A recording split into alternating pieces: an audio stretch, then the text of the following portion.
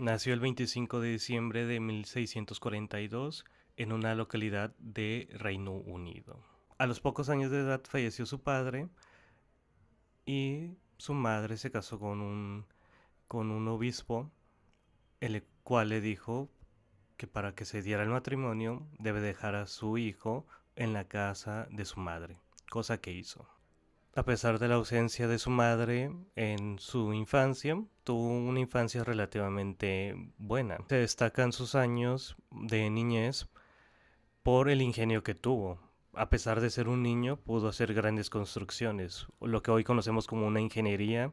Él realizó ciertas casas de muñecas para sus amigas e incluso realizó un reloj de madera, el que utilizaban todos en el hogar para poder verificar la hora, que era una hora exacta, una hora precisa. Una de las características de Newton es su temperamento. Es bastante conocido sus impulsos de ira, sus impulsos de enojo, y no le gustaba hacer actividades de la casa. Por ejemplo, cuidar a las mascotas o al ganado del hogar. La madre de Newton no sabía si mandar al joven Newton a la escuela o tenerlo cuidando el granero. El tío de Newton convenció a la madre de dejarlo estudiar, cosa que hizo.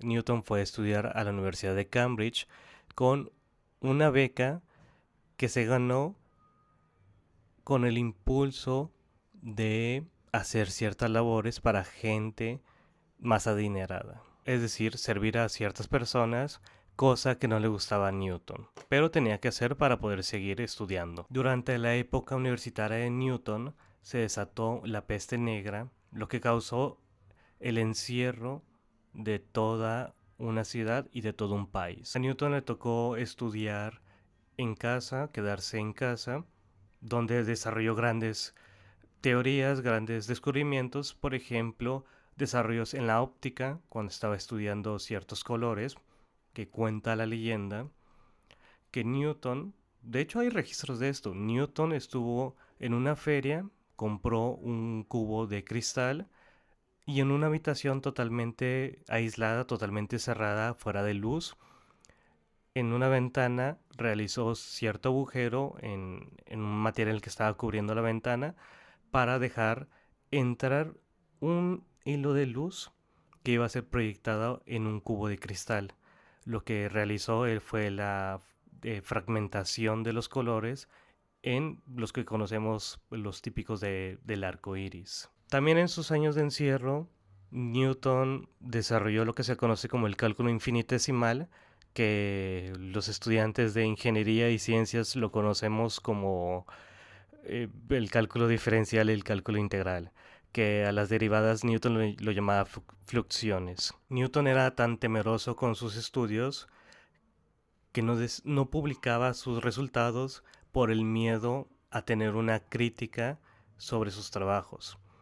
Estuvo con el desarrollo del cálculo totalmente encerrado bajo llave, mientras que un matemático y filósofo alemán publicó sus cálculos. Es de nada más y nada menos de Leibniz. Se desarrolló una disputa para ver quién era considerado el padre del cálculo, ya que Newton decía que Leibniz robó ciertas ideas de Newton y Leibniz decía lo mismo con respecto a Newton. Esa discusión se llevó a tal grado que intervino la Royal Society para determinar quién iba a ser el padre del cálculo. Y el veredicto fue que Newton iba a ser considerado el padre del cálculo.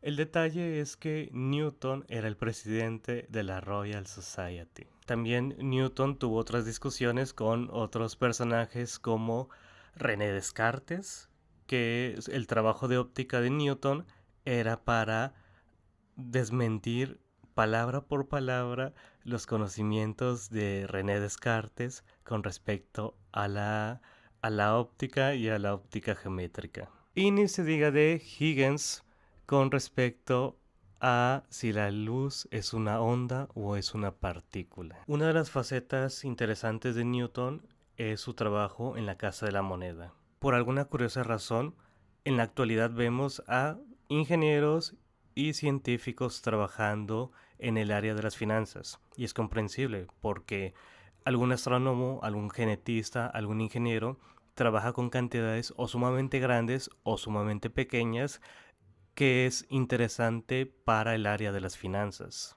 Por ejemplo, un astrónomo que habla de distancias entre planetas, estamos hablando de utilizar notación científica por las cantidades grandes que se pueden trabajar en esas mediciones. Mientras que para un genetista o un ingeniero en nanotecnología trabaja con cantidades sumamente pequeñas por los organismos que estudian.